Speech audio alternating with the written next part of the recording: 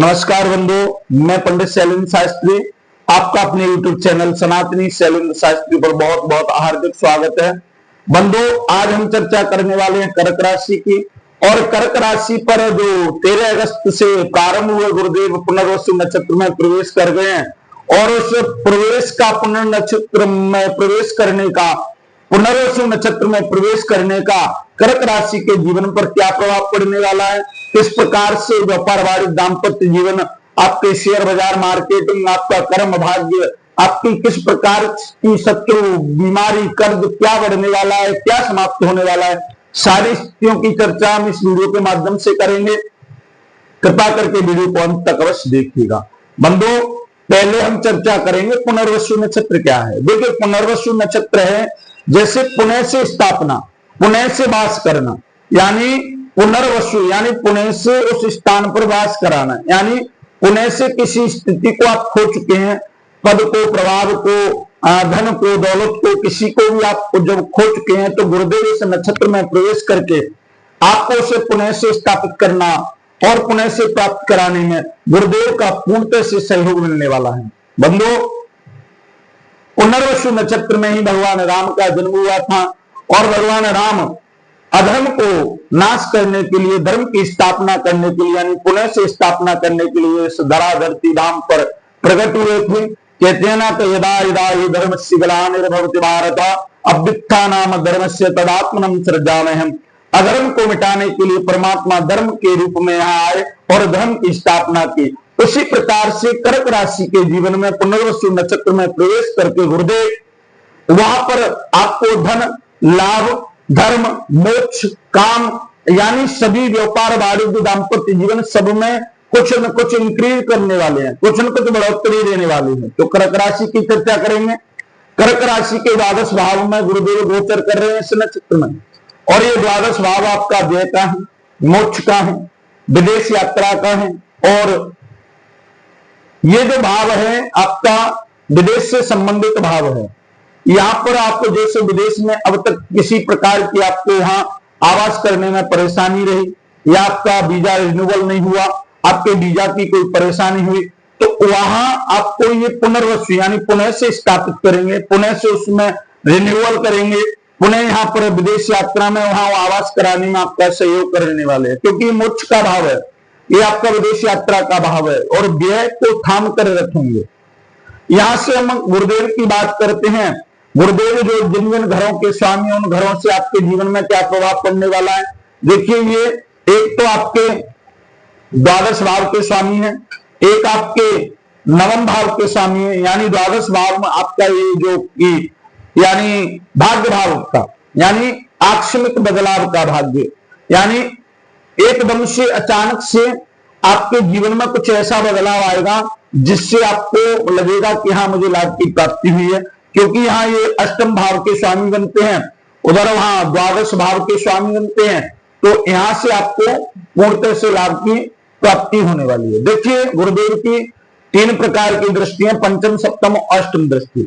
यहाँ कहते हैं गुरुदेव जिस स्थान पर बैठते हैं और वहां से जब अपनी दृष्टि का पाठ करते हैं तो इनकी दृष्टि गंगाजल के समान पवित्र मानी गई है, और जिस स्थान को देखते हैं वहां लाभ ही देते हैं।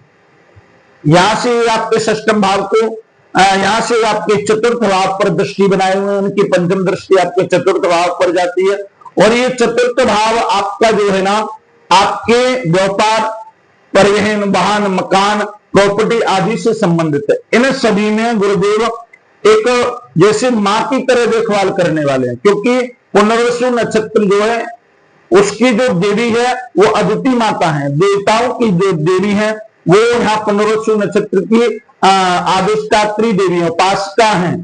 तो यहाँ पर गुरुदेव ज्ञान और देवी मां मिलकर मां के रूप में देखभाल करते हुए यहाँ पर आपकी प्रॉपर्टी, वाहन, चतुर्थ भाव को, यानी यहाँ इस स्थान को बढ़ाएंगे, आपको वाहन में, आपको परिवार में, आपको घर में, जो भी आप अब तक नहीं खरीद पाए थे आपको इस समय में मिलने वाला है। ये आप लिख कर ले लो, ये कार्य करने वाले हैं। यहां से इनकी सप्तम दृष्टि जो पड़ती है, ये सप्तम दृष्टि आपके षष्टम भाव पर पड़ती है। ये जो भाव है कर्ज का है, रोग का है, शत्रु का है, देखिए यहां से ये विपरीत राजयोग में बैठे हुए हैं, वहां द्वादश भाव पर गोचर कर रहे हैं, दृष्टि उनकी षष्ठम भाव पर पड़ती है, तो यहां थोड़ा सा आपको परेशानी देखने को मिल सकती है।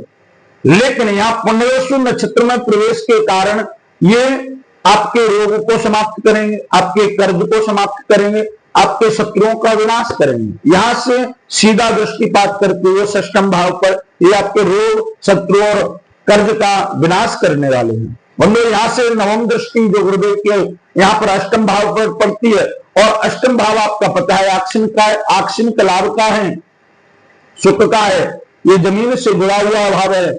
इस भाव में आपको अचानक से लाभ और अचानक से हानि की भी संभावना है, क्योंकि यहाँ पर राहु बैठे हुए हैं, यहाँ पर राहु विराजमान है पहले से।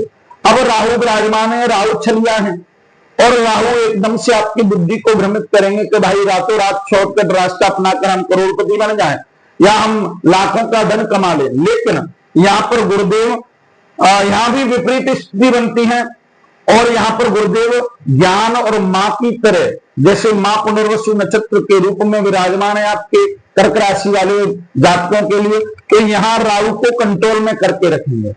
थोड़ा सा परेशानी हो सकती है, लेकिन बाद बाकी वो कंट्रोल में रखेंगे, राहु को कंट्रोल में रखेंगे, और आपको गुरुदेव का यानी ज्ञान बुद्धि विवेक का यहाँ पर थोड़ा सा परिचय दिखाना है, और अपने ज्ञान से, विवेक से, बुद्धि से कार्य को करते रहना है। बंधु यहाँ शनिदेव विराजमान है, या शनिदेव आपके जो कि कर्म भाव में विराजमान है, और शनि और गुरु दोनों मिलकर यहाँ कर्म भाव से आपको लाभ की स्थिति कराने वाले हैं, क्योंकि गुरुदेव द्वादश भाव में स्वयं की ही स्वामी उस स्थान पर विराजमान है आपकी राशि में, और आपको लाभ की प्राप्ति होने वाली है। बंधु एक नई तारीख आएगी, जैसे कि 18 अक्टूबर, और उस अक्टूबर को ये जो गुरुदेव हैं ये मिथुन राशि को छोड़कर कर्क राशि में प्रवेश करेंगे। यहां से कर्क राशि में जब गुरुदेव प्रवेश करेंगे तो ये उच्च के हो जाएंगे, क्योंकि मिथुन राशि इनकी शत्रु राशि है। इस राशि को छोड़कर कर्क में उच्च के होकर यहाँ पर कर्क राशि वाले जातकों को बहुत लाभ देने वाले हैं। तो कुल मिलाकर 13 अगस्त से लेकर आपको जून 2026 तक गुरुदेव का संपूर्णतः से सहयोग मिलेगा। मां की तरह आपकी देखभाल करेंगे, क्योंकि पुनर्वसु नक्षत्र में ये 2026 जून तक निवास करने वाले हैं। मैं आशा करता हूं बंधु मेरे द्वारा जानकारी दी गई इससे आप संतुष्ट होंगे, और जो जिन जिन जातकों को अपने कुंडली का कर्म फल, भाग्यफल, भविष्य फल जानना है, अपना हमारे वीडियो के माध्यम से चल रहे नंबरों से हमसे संपर्क करिएगा, हम आपको पूर्णतः से सहायता करेंगे। और जिन जिन जातकों ने अभी अभी हमारे चैनल पर नए हो वो चैनल को सब्सक्राइब करें, वीडियो को लाइक करें। बंधु आज के लिए बस इतना ही, कल एक नई राशि, एक नए विषय के साथ आपके सामने प्रस्तुत होंगे। तब तक के लिए ओम नमो भगवते रुद्राय।